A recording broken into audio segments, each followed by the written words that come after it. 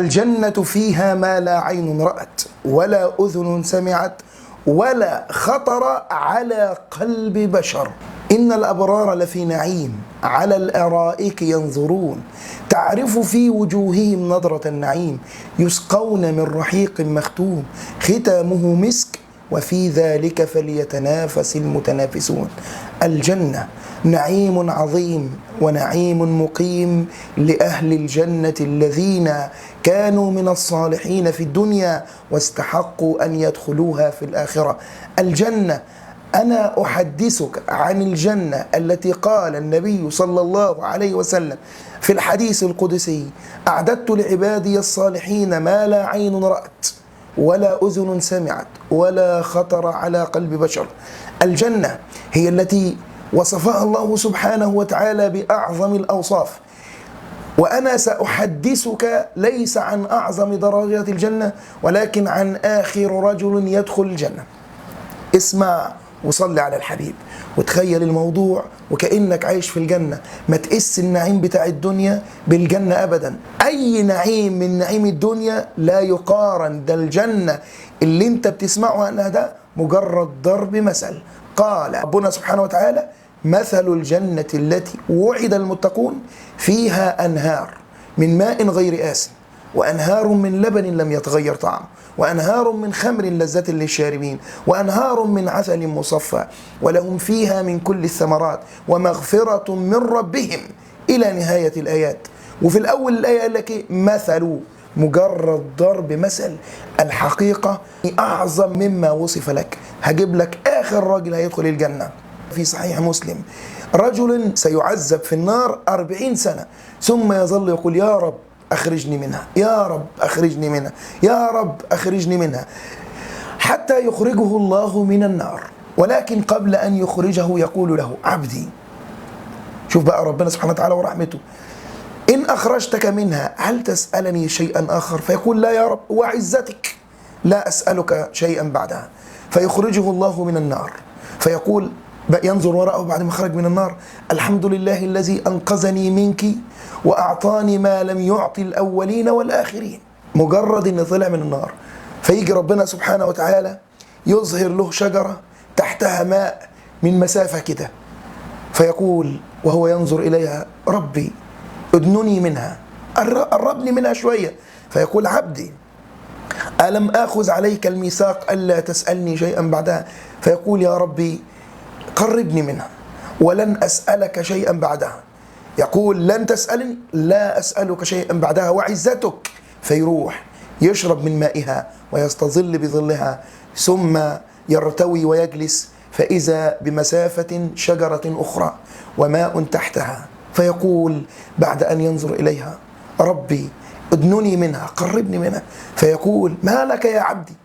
ألم آخذ عليك المواثيق ألا تسألني شيئا آخر؟ فيقول: يا رب قربني إليها ولن أسألك شيئا آخر وعزتك وجلالك.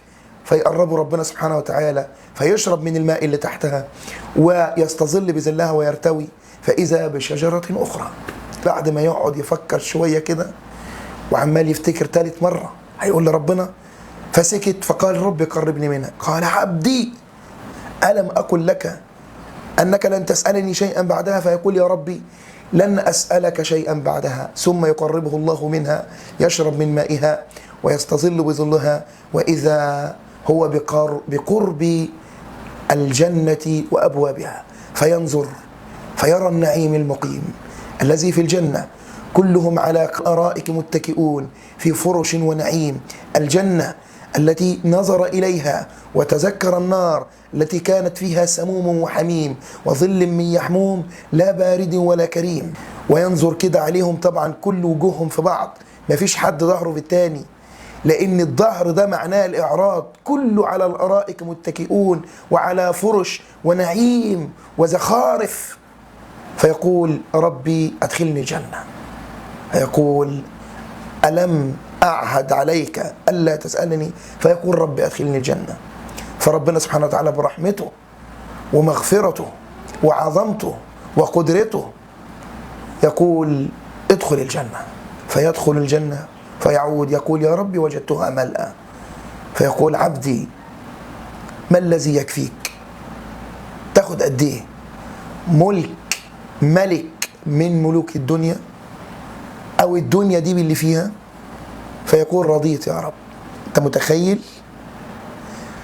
النبي بيقول في حديث تاني: صوت احدكم في الجنة، العصاية بتاعتك اللي اتخن من دي شوية كده، اتخن من القلم ده شوية، وطولها مثلا مترين، لصوت احدكم في الجنة، تحطه كده، الصوت ده مساحته في الجنة خير من الدنيا وما فيها. فما بالك لو واحد يملك الدنيا باللي فيها، الجنة مقدار عصا يتحط فيها، طول مترين، عرض 2 سنتي، المساحة دي خير من الدنيا فيها لمن ملكها، فما بالك وأنت لا تملكها. شوف يا أخي الدنيا دي رخيصة إزاي. لو كانت الدنيا عند الله تساوي جناح بعوضة ما سقى من الكافر منها شربة ماء. إن الله لا يستحي أن يضرب مثلا ما بعوضة فما فوقها. أنت بقى حتة من جناح البعوضة، يعني أنت الدنيا دي حتة من جناح البعوضة، فما بالكم بنعيم الجنة. فيقول ربنا سبحانه وتعالى له: لك ذلك. فيقول: يا ربي أتستهزئ بي وأنت رب العالمين؟ فقال الله سبحانه وتعالى وهو أرحم الراحمين: ولك 10 أمثاله. أنت متخيل واحد آخر درجة في الجنة، وده أقل درجة في الجنة، أقل واحد في الجنة يتعذب 40 سنة في النار ويكون آخر واحد يدخل الجنة. نعيم الجنة لا يقارن. أنا جبت لك آخر منزلة، يعني اللي هو حاجة قليلة جدا، له 10 أضعاف ملك الدنيا باللي فيها، للي ملك الدنيا باللي فيها. فما بالك بما لا تملكه أنت في دنياك، فتات اللي تملكه. يا جماعة نعيم الجنة نعيم عظيم، وأزلفت الجنة للمتقين غير بعيد. هذا ما توعدون لكل أواب حفيظ من خشي الرحمن بالغيب وجاء بقلب منيب ادخلوها بسلام ذلك يوم الخلود لهم ما يشاءون فيها ولدينا مزيد. جزاكم الله خيرا.